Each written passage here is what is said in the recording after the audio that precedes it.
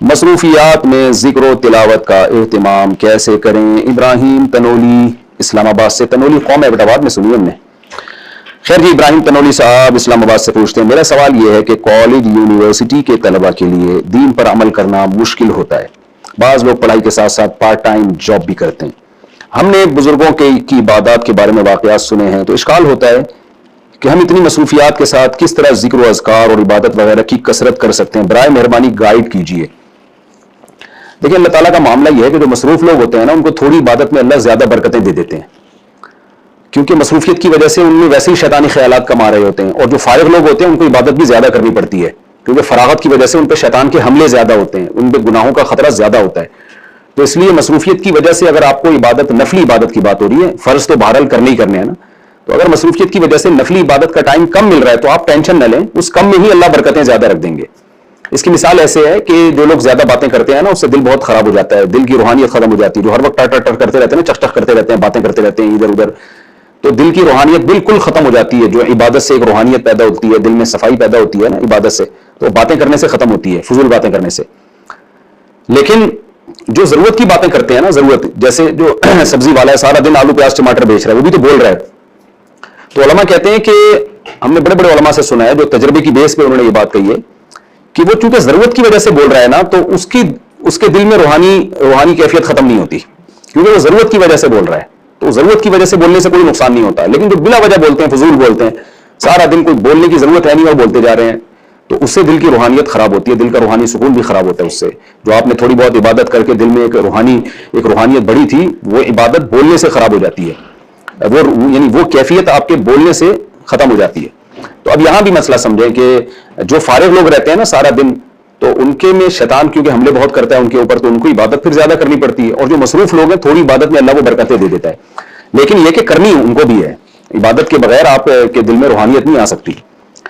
تو اب آپ اتنی مصروفیت میں کیسے نوافل اور تلاوت کی پابندی کریں؟ تو دیکھیں، ٹائم کو مینیج کرنا سیکھیں. بہت سے کام ایسے ہوتے ہیں جو ہم مصروفیت میں بھی کر سکتے ہیں.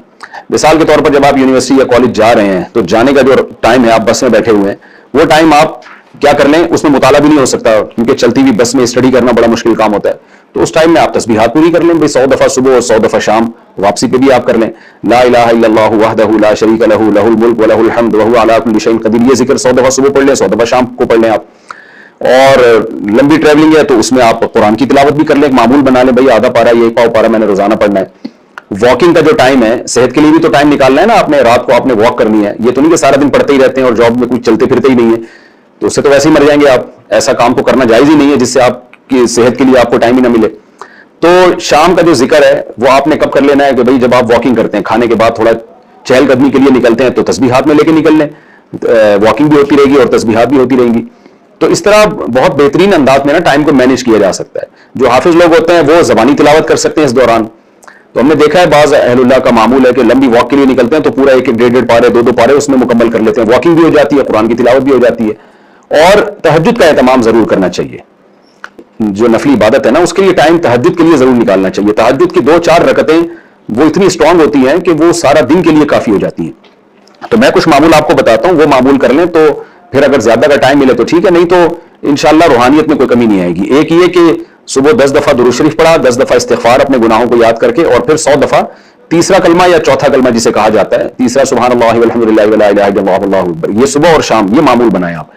اور ایک پارے کی تلاوت، ایک نہیں ہو سکتا آدھے کی کر لیں، یا ٹائم متعین کر لیں کہ میں نے روزانہ 15 یا 20 منٹ یا آدھا گھنٹہ روزانہ قرآن کی تلاوت کرنی ہے. تو اس کے لیے ڈیلی تھوڑا سا ٹائم نکالیں آپ. کوئی بھی جتنے بھی طلبہ ہیں یا جو لوگ بھی مصروف لوگ ہیں، 15 منٹ تو قرآن کی تلاوت کریں نا، آدھا گھنٹہ ہو یا 15 منٹ، اتنا تو حق ہے قرآن کا.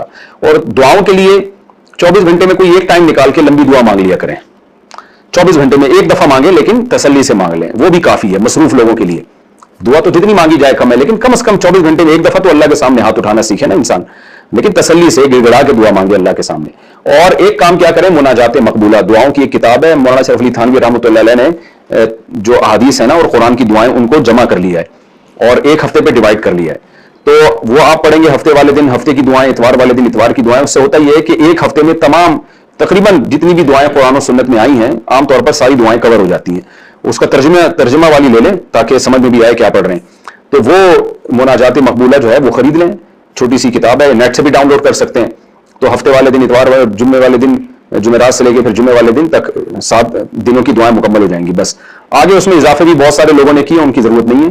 صرف آپ نے ہفتہ اتوار پیر منگل بدھ جمعرات یہ جمعہ یہ 7 دن کی دعائیں آپ کر لیں تو یہ کافی ہے معمول. اور میں نے بتایا تہجد کی 2 یا 4 رکعتیں, اس میں بہت زیادہ ٹائم نہیں لگتا. آپ مصروف زندگی میں اتنی عبادت کے لیے ٹائم آپ کو نکالنا پڑے گا, ورنہ اس کا نقصان ہوتا ہے. جب انسان نفلی عبادت بالکل بھی چھوڑ دیتا ہے تو دل سیاہ ہونا شروع ہو جاتا ہے.